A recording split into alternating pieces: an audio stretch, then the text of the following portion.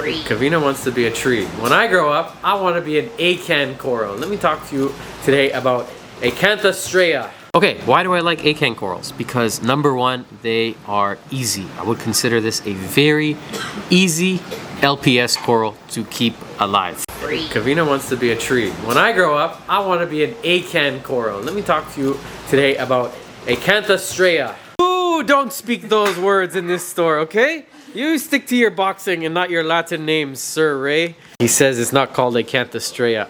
Before we go any further, if you want to know why they get so puffy, it's because of this.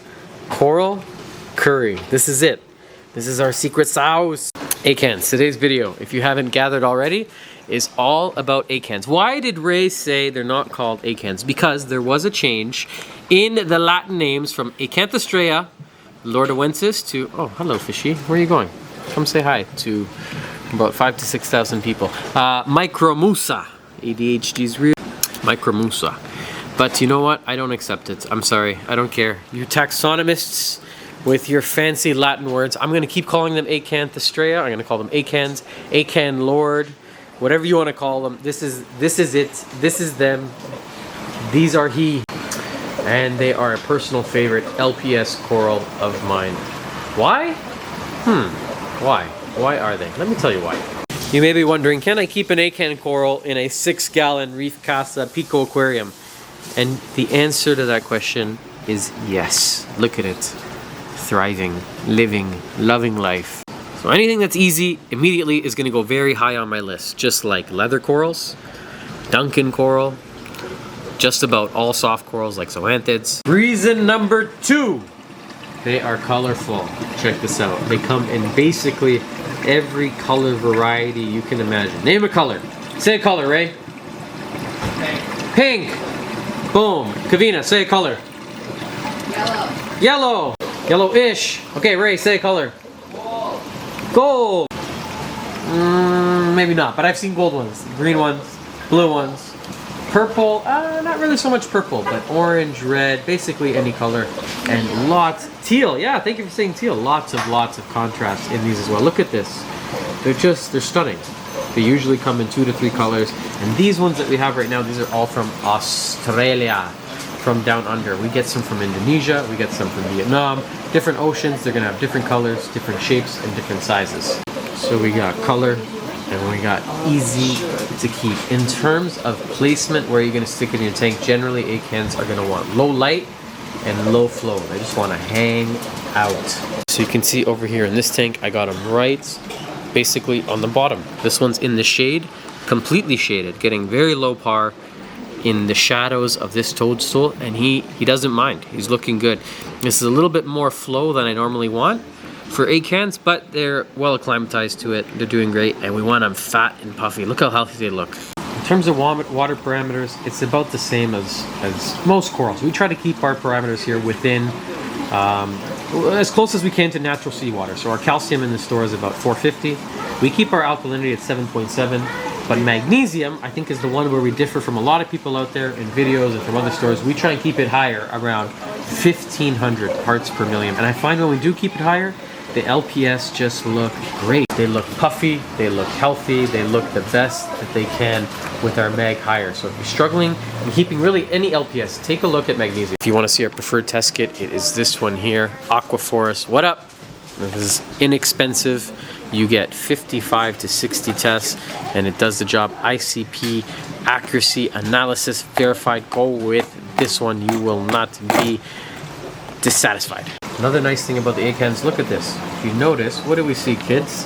This one, and this one are all touching. You see that? There's no coral aggression. There's no warfare between each other. That cannot be said for all types of corals. This, for example, this is called a war coral, and the name is very fitting because it is highly aggressive. We see how we keep him isolated. He is in isolation. He is in his little cell, his little jail cell of 145. Prisoner 145. If he were, for example, to touch one of these, it would not end well. And a lot of the corals are like that, especially LPS. We keep them grouped sort of based on species. So you see over here, these are also very aggressive. We have our LPS corals together. Duncan over here, no aggression. Torch coral, highly aggressive. So that is a recipe for disaster right there. We have 2 aggressive corals this one is probably going to sting this one and kill it.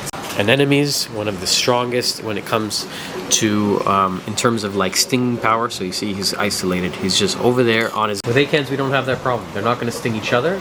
They're not going to sting other corals. They can get stung though. So we want to give them space from getting stung. But if you want to make a garden, just like we've done here, or here, it's very possible, very common. We see people do it all the time, and it's fun. It's fun to collect the different colors. Aha, there's the gold. Look at that. And they're just like almost jumping out of their skeleton.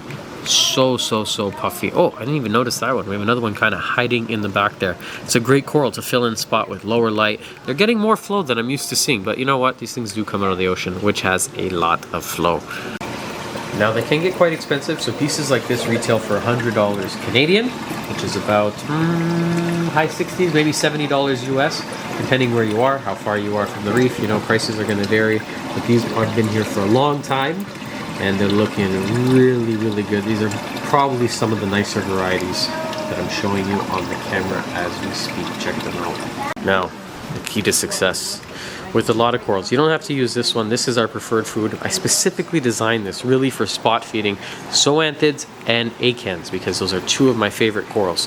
You mix it into a slurry or a paste, but you can use LPS pellets. You can use just about anything because they're not picky eaters. And each individual polyp, as you see, actually has a mouth. If you look right there close at the center of your screen, if you're not driving, look at it.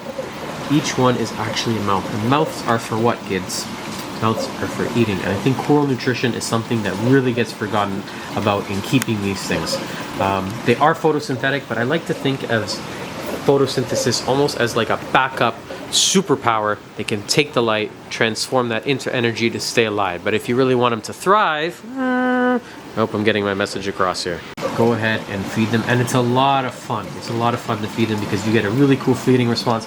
You can't overfeed them because if you do, they're just going to spit it out, so you're not going to hurt them. This one is really nice too. Oh, look at that. So many colors going on. You deserve some love. Even though you're not an acan or micromusa, this is the Wilsoni. It's such a cool piece. We don't get them in often, but I think that's it. Hey, how's it going? I hope you guys enjoyed this video. I hope you had fun. I hope you learned something, and I hope we see you back here on the next episode of Fragbox TV. Bye for now.